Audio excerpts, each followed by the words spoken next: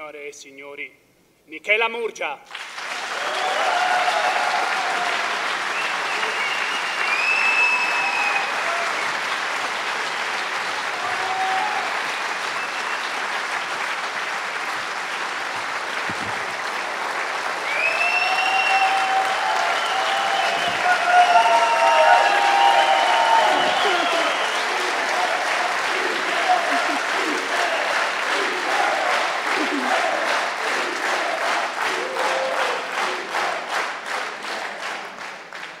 Grazie. Parlare alla fine di questa giornata di incontri e di progetti è un onore prezioso che mi fa sentire davvero grata a tutti voi.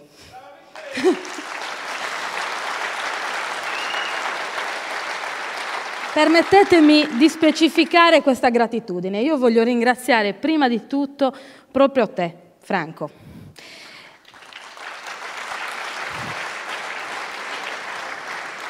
So che non ami parlare in pubblico e che è stato un grossissimo sacrificio farlo qui stasera. So però quanto hai lavorato sotto traccia per mesi in questi anni perché questo giorno fosse possibile. Tu sei davvero il miglior segretario che Progress potesse sperare di avere in questo momento così difficile, così delicato. Quindi in te, non è per te, in te ringrazio tutto il partito che in questo momento è protagonista di un momento di generosità e di forza senza paragoni. Lo dico perché siamo passati in mezzo a difficoltà di ogni tipo. Non c'è bisogno di ricordarle, tutti le conosciamo.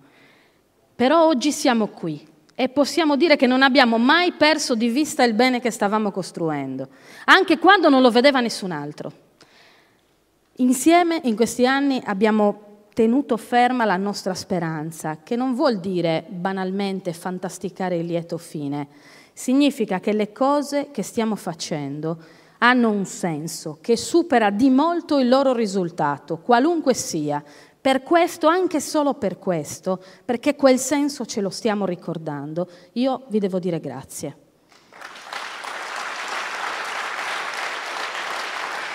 Voglio dire grazie anche a Romina, a te, perché non vieni dal nostro percorso, però hai capito subito che il respiro di questo progetto era quello di offrire cittadinanza a chiunque desiderasse impegnarsi con generosità per il cambiamento di questa terra. Quella generosità ti appartiene con forza, anche nella tua timidezza. E per questo in te ringrazio tutti quelli che, facendo proprio il progetto comune, anche non indipendentisti, continueranno a essere dentro questa casa anche nei prossimi mesi.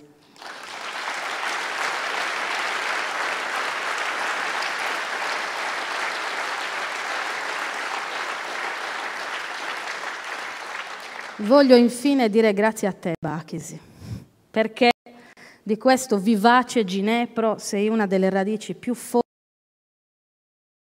Qui oggi a parlare di libertà, di territorio, di futuro, sei la prova che i patti d'onore tra le generazioni di questa terra non sono stati tutti traditi.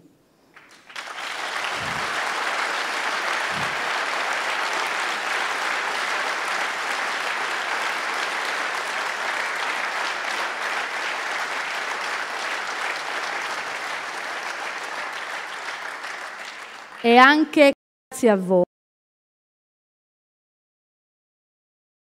la candidatura a Presidente della Sardegna.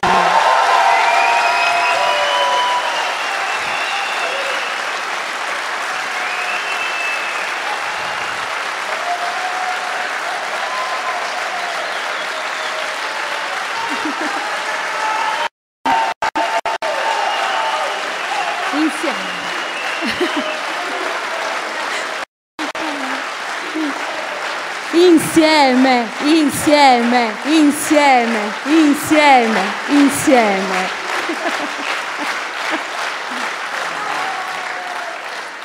A bello, che vai fogara, due o tre cose ancora denai.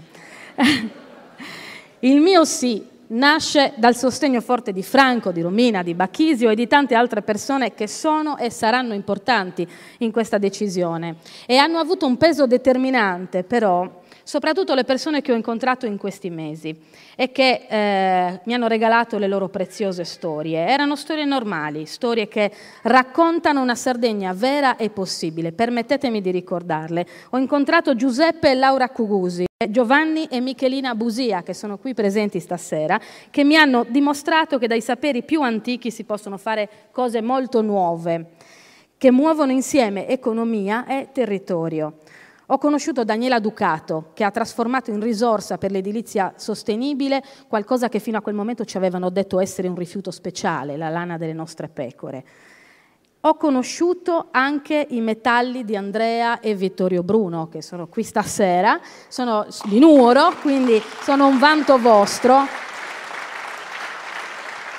che portando qui la loro bambina dentro il passeggino mi hanno detto: ti abbiamo portato il futuro, quindi grazie di essere qui. Assieme a loro a Nuoro ho conosciuto le filigrane di Antonello De Logu, di cui abbiamo fatto omaggio a Laura Minteghi prima, con Sagrobe, e anche il vetro di Chiara Secchi e molti altri artigiani e artisti il cui sapere è un'industria sostenibile che silenziosamente in quest'isola sta dando lavoro a centinaia di persone e nessuno ne parla.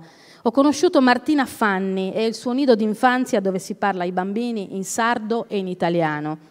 Nella sua storia ho riconosciuto le mie trascorse difficoltà di precaria e la stessa determinazione nel volercela fare a dispetto di un mondo del lavoro che non ha posto per le donne, specialmente se madri. Ho incontrato Efisio Rosso, che è stato su questo palco nell'incontro sulle reti, che è un uomo che non solo ha reinventato il proprio lavoro dentro la filiera del grano, ma ha saputo immaginare e costruire anche il lavoro e i diritti degli altri. Enrico Azzeni e Gianluca Podda, con la loro scuola di musica, mi hanno dimostrato che anche nei posti piccoli ci si può inventare qualcosa di grande e in grado di restituire vitalità a un intero territorio. Daniele Cossu e Maria Rosaria Usai, che sono qui stasera, mi hanno mostrato le potenzialità dell'agricoltura apistica, uno dei 1000 mercati potenziali che non stiamo sfruttando. E Paolo Mele mi ha spiegato cosa vuol dire per un'azienda con 70 dipendenti dover rischiare ogni mese di andare in rosso anche se si è sani, perché il sistema di credito italiano non si fida delle nostre imprese e non le supporta.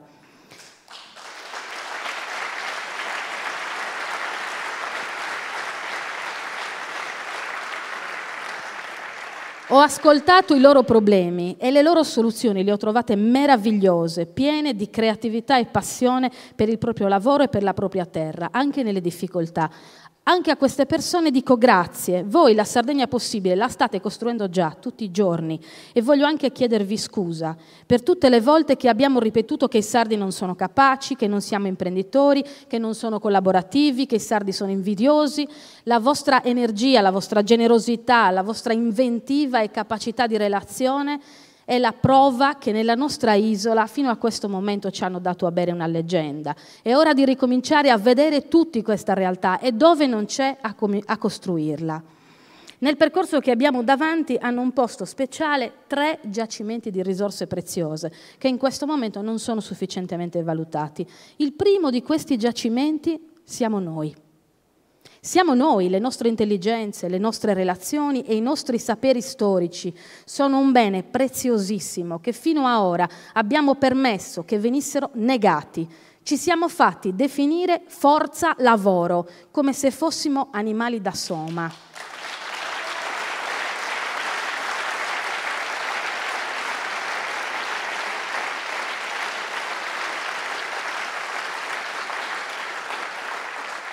Nel terziario non va meglio, ci siamo lasciati definire risorse umane, come se non fossero le nostre individualità a fare la differenza. Abbiamo permesso che ci chiamassero esuberi, cassintegrati, esodate, esodati, come se fossimo materia informe, senza volto, che non sta più dentro un barattolo diventato troppo piccolo. Ci hanno detto che dovevamo accettare fabbriche improbabili, modelli di sviluppo estranei, sistemi petrolchimici inquinanti e ogni tipo di devastazione perché tanto qui non c'è niente. Come hanno potuto farci credere che qui non ci fosse nulla mentre invece ci siamo noi?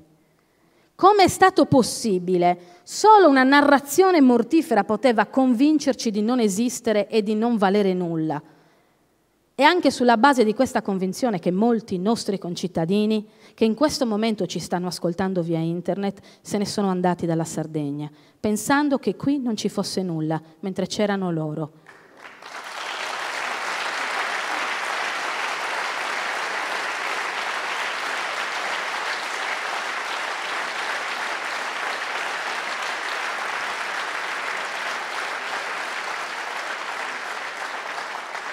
Non possiamo permettere che questo accada nuovamente. La risorsa più importante della Sardegna sono i sardi, non è il mare, non è il carbone, non è il maestrale, siamo noi.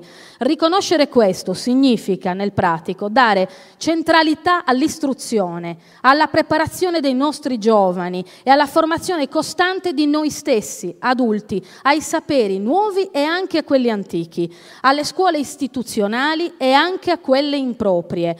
Significa valorizzare la nostra cultura per intero, da quella antica, perché non si perda la memoria di quello che siamo stati, a quella moderna e contemporanea, perché ci rivela chi stiamo diventando.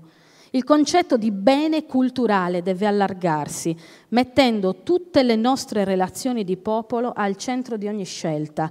Se qualcosa cambierà in questa nostra nazione sarda, è perché ciascuno di noi avrà ricevuto gli strumenti per immaginarla diversa.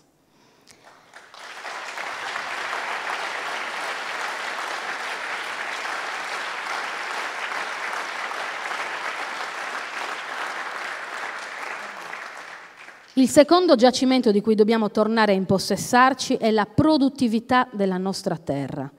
Le guerre del passato sono state fatte per il cibo, comprese quelle che si sono combattute in Sardegna nei secoli, che ci hanno fatto diventare di volta in volta il granaio di un occupante o la vigna di un altro. Le battaglie del futuro, non illudiamoci, non saranno diverse. Al centro dello sviluppo delle economie moderne ci sono e ci saranno sempre le risorse alimentari. Già da oggi chi può produrre cibo di qualità ha in mano un bene che vale 1000 fabbriche.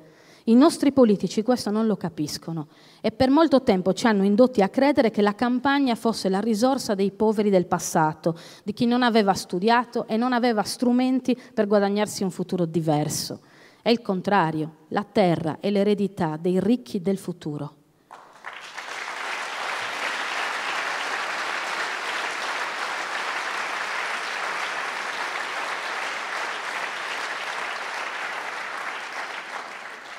Perché i ricchi del futuro siamo noi, dobbiamo fare in modo che l'agricoltura ritorni produttiva e centrale nelle nostre politiche e che chi lavora la terra, il mare e il bestiame non sia più ridotto a bracciante senza specializzazione alcuna, ma sia riconosciuto per il suo apporto prezioso, supportato da tutte le politiche di ricerca e di formazione e promosso commercialmente in ogni mercato possibile, soprattutto quelli che fino ad ora l'Italia, per le sue scelte di interesse, non è stata capace di immaginare per i nostri prodotti. Dobbiamo farlo noi, perché coltivando la terra conquistiamo sovranità reale sul nostro presente e rendiamo libero il nostro futuro.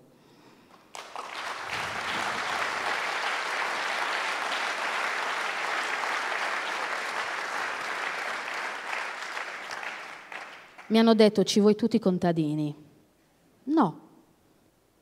Nessuna terra sopravvive con una sola economia. Per questo il terzo giacimento di cui dobbiamo avere coscienza sono le potenzialità delle nuove economie, soprattutto nel terziario, e i modi nuovi di mantenere le economie presenti. Per farlo, oltre a un diverso concetto di formazione delle competenze, è necessario investire maggiormente sulle nuove tecnologie e sulle energie rinnovabili, due settori che sono in grado di aprirci nuove strade di impiego. La politica regionale in questi anni ha creduto di risolvere il destino di chi stava perdendo il lavoro, sprecando valanghe di soldi pubblici per tenere in piedi le industrie in crisi.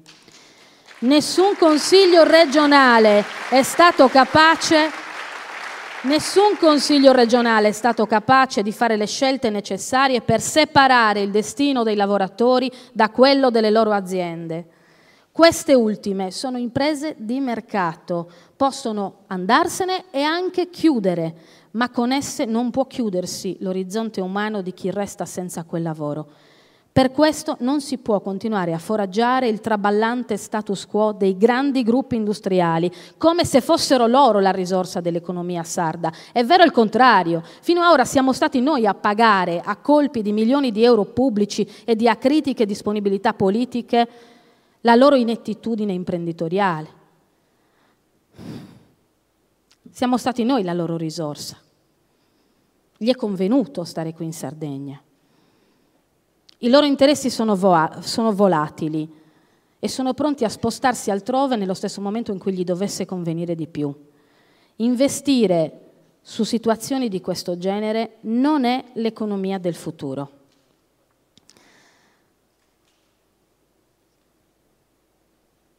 Su questo abbiamo discusso molto, perché è un tema che divide, che crea malumori, che tocca la vita delicata di molte famiglie.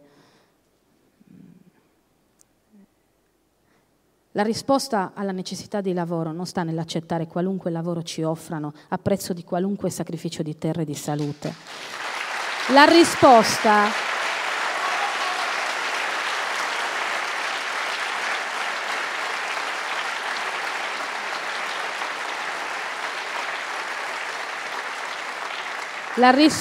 che dobbiamo dare, che una politica deve dare, è investire sulla progettazione di economie integrate a nostra misura, amiche e figlie della Sardegna che vogliamo abitare. Per questo ho sostenuto e tuttora sostengo la lotta di Arborea, di cui avete sentito parlare questo pomeriggio, grazie al lavoro di resistenza del comitato No al progetto Eleonora. I cittadini di Arborea non hanno voluto credere che il prezzo della loro competitività industriale fosse inquinare il territorio, mettere a rischio la salute di chi lo abita e sottrarre risorse alle altre economie esistenti. Al bisogno di energia a basso costo delle imprese sarde, la politica doveva rispondere approntando un piano energetico regionale. Questo non è stato fatto.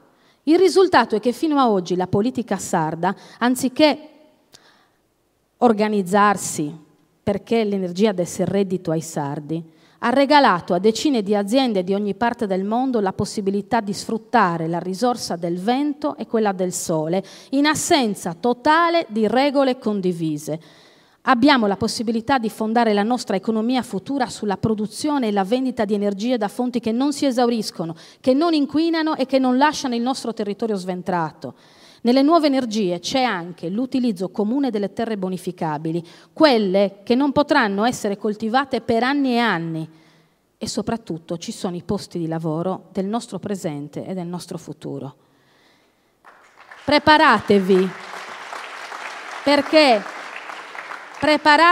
perché salterà fuori come un coniglio dal cappello un piano energetico regionale da parte di chi adesso governa. Vedremo cosa c'è in quel piano, vedremo a vantaggio di chi va, se al centro di quella progettazione ci sono i bisogni delle aziende sarde o non invece i bisogni dei grandi gruppi industriali che hanno devastato la nostra terra. Vedremo cosa c'è scritto in quel piano. Lo vedremo.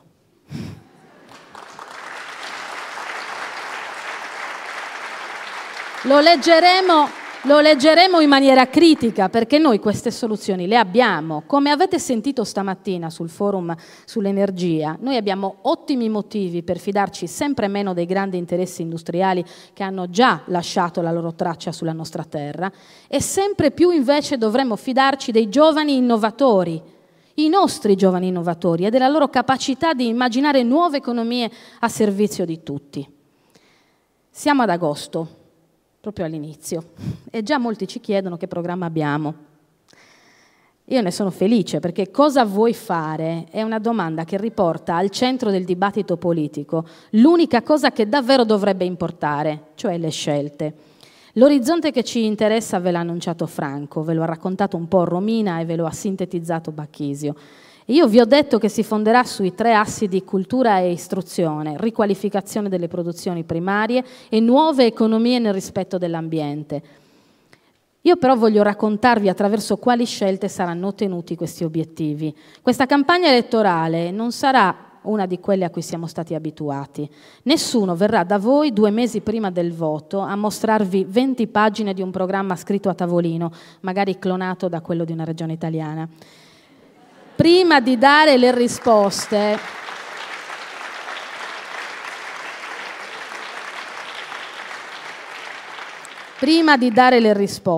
la politica deve tornare capace di ascoltare le domande delle persone. A partire dalla prossima settimana, decine di attivisti di questo progetto andranno a fare esattamente quello che ho fatto io in questi mesi: ascoltare i sardi, farsi raccontare problemi e prospettive e farsi mostrare cosa succede veramente, dalla più remota delle campagne al più grande dei nostri centri urbani. Durante l'autunno individueremo insieme le domande principali dei territori e attiveremo una cosa che si chiama processo partecipativo, dove noi tutti saremo coinvolti in prima persona nel trovare insieme le risposte condivise. Nel fare questo saremo supportati da Yolanda Romano, una delle massime esperte europee di processi partecipativi, che ha accettato di lavorare con noi perché, ha detto, è la prima volta che un politico la chiama prima di fare i casini e non dopo.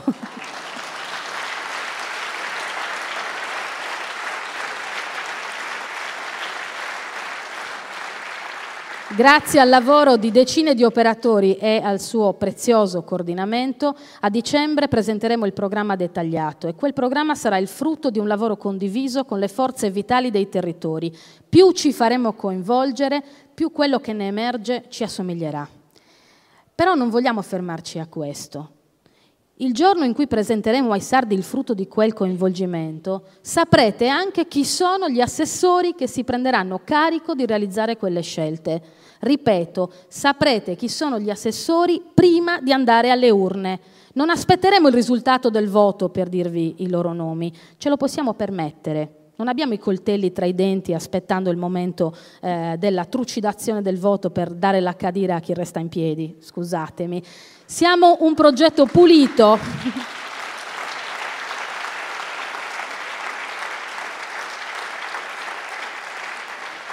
Non abbiamo nemmeno un capo supremo che ci ordina dalla sua villa ai domiciliari a chi dobbiamo dare questo o quel potere.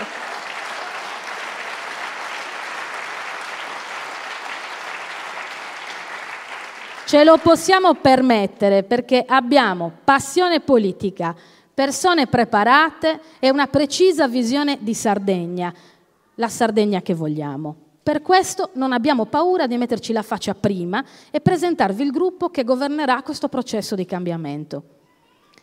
Voi mi avete chiesto cosa vuoi fare, però sono settimane che invece i politici dei vecchi schieramenti mi fanno un'altra domanda, l'unica che sembra interessante per loro. E allora? E con chi sei?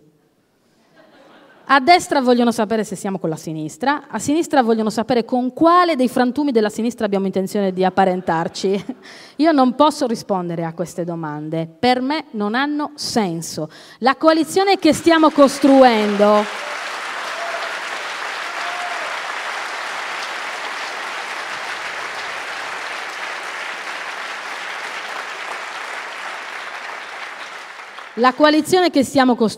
che oltre a Progress è fatta di forze civiche vitali e di molti amministratori e sindaci che si stanno unendo al percorso, starà con i sardi, non con i partiti che hanno portato l'isola alla rovina. Mi rivolgo quindi prima di tutto in questo discorso agli amici indipendentisti. Questo progetto è aperto. Se l'idea di associarvi al centro-sinistra o al centro-destra non vi sembra dignitosa né politicamente adeguata al vostro percorso, sappiate che questa casa è vostra ed è una casa dove non dovrete mai camuffare con furbi neologismi la sola parola che ci rappresenta: indipendenza.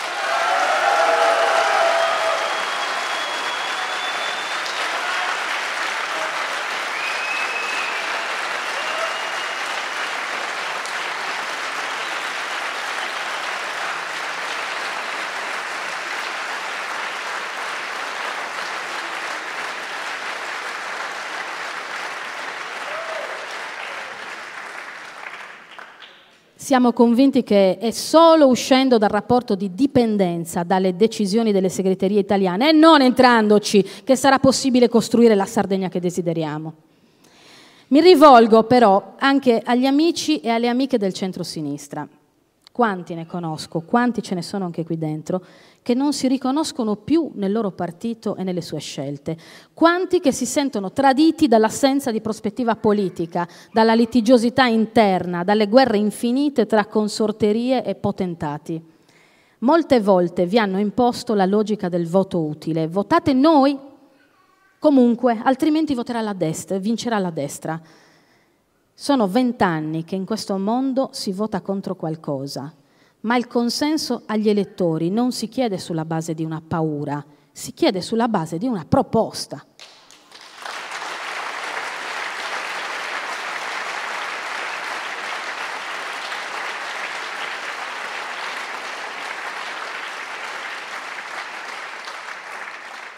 Per questo non ho paura di dirvi che se il centro-sinistra sardo ha da offrirvi solo la sua paura, qui non è così. Qui non vi si chiede di votare per sconfiggere un avversario, ma di farlo per far vincere la passione verso un'idea, una visione, una proposta di società, che è l'unica cosa che rende la politica bella e dignitosa. So che per settimane si è vagheggiato sui giornali che io potessi fare le primarie del centro-sinistra, ma devo darvi una notizia: nessuno me lo ha mai chiesto. Se lo sono minacciati tra di loro per influenzare a vicenda i loro equilibri interni di potere.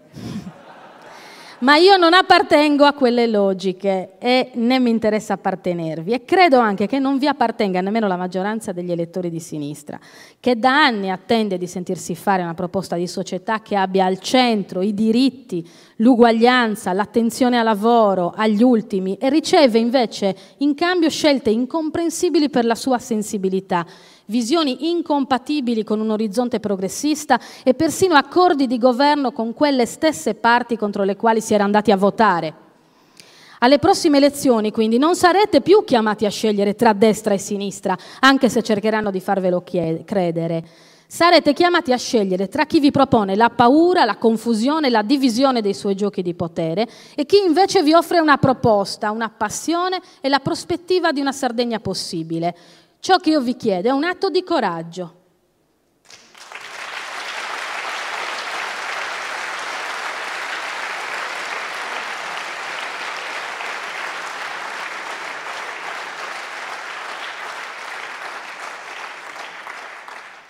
Mi rivolgo anche agli amici e alle amiche che fino ad ora hanno votato centrodestra e soprattutto agli imprenditori e alle imprenditrici che in questo momento storico stanno faticando a fare economia in Sardegna, schiacciati da condizioni proibitive e da mercati fanaticamente rivolti al ribasso.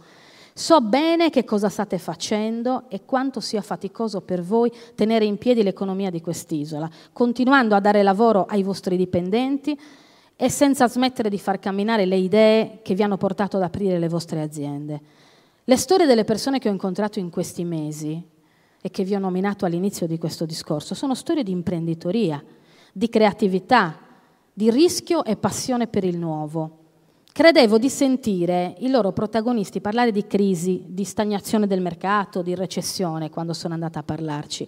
Invece la maggior parte di loro mi ha confidato che sta morendo di burocrazia, di tempo perso.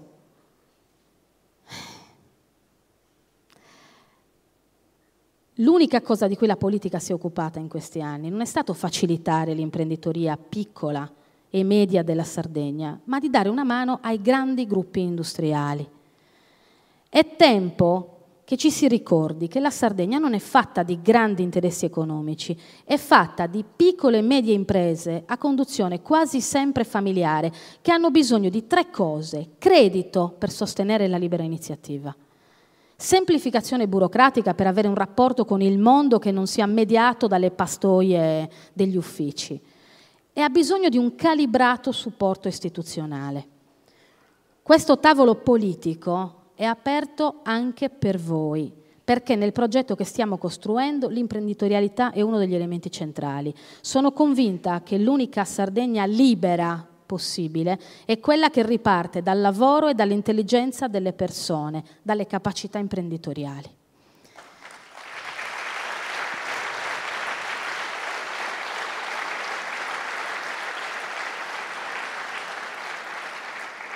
Mi rivolgo anche agli amici che hanno dato fiducia al Movimento 5 Stelle, perché spalancasse le finestre chiuse della politica. I numeri hanno dimostrato che anche in Sardegna molti di voi sono stanchi della corruzione del vecchio e cercano proposte alternative. Ora è il momento in cui quell'entusiasmo e anche la giusta rabbia che lo muoveva devono diventare progetto, perché la volontà di cambiare ha valore solo se annuncia una visione di mondo costruttiva. Questa terra ha bisogno di soggetti capaci di stringere un nuovo patto con il proprio territorio e con le forze, tutte le forze di cambiamento che lo animano. Se votare per rabbia non vi basta più, questo progetto qui in Sardegna è anche casa vostra. Nella Sardegna che vogliamo costruire non sarà sufficiente però cercare colpevoli. Noi cerchiamo soluzioni.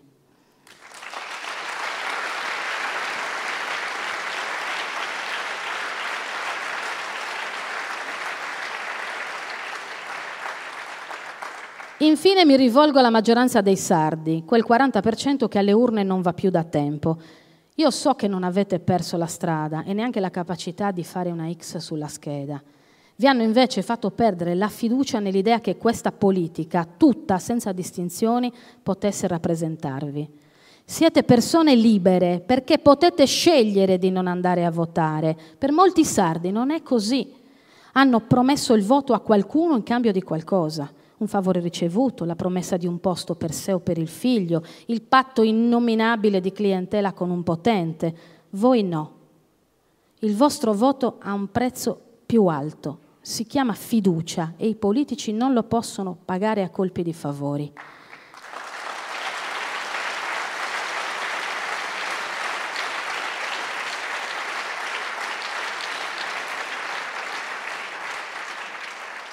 A voi, a quel 40% che non va più alle urne, chiediamo di guardarci, di stare a vedere cosa faremo durante questi mesi, di osservare come, dove e con chi lo faremo, di giudicarci dalle scelte, perché anche il modo in cui si portano avanti le campagne elettorali racconta la storia di chi le sta conducendo.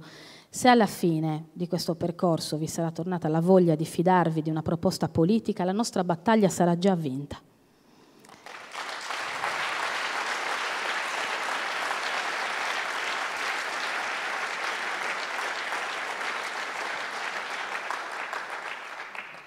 Manti consigliado non mi vonna questione in sardo.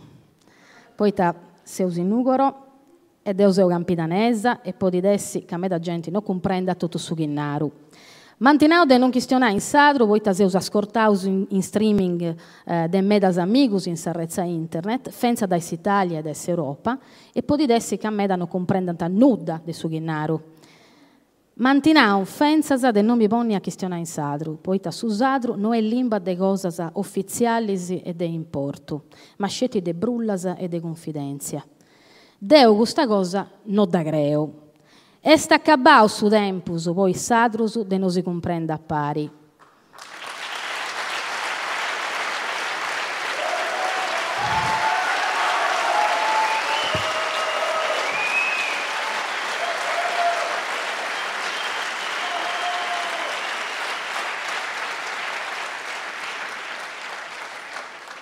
Sa limba nos ha dividiu po troppu tempus e nosus si seu lassau dividi.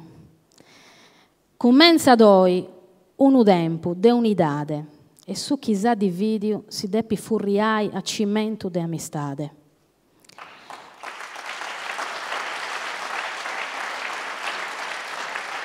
Custa cosa si dannaru, poita su progetto chi seus andendo a fare è cosa de troppo un portu, po da contai ai fillus in una limba sola.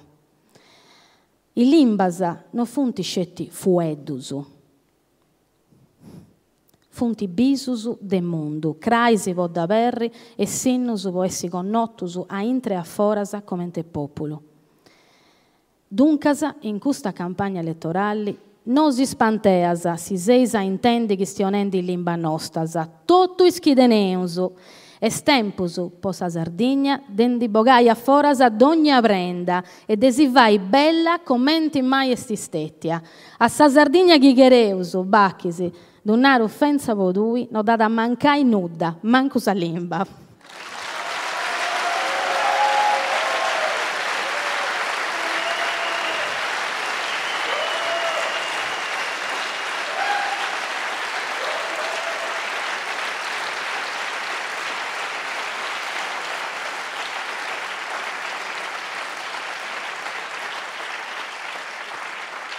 È con questa visione in mano, che è l'orizzonte di noi tutti, non solo il mio, che io vi chiedo di impegnarvi, dando la vostra disponibilità perché questo progetto raggiunga tutti i sardi e faccia desiderare loro un modo diverso di essere Sardegna. Costruiamola insieme questa Sardegna possibile.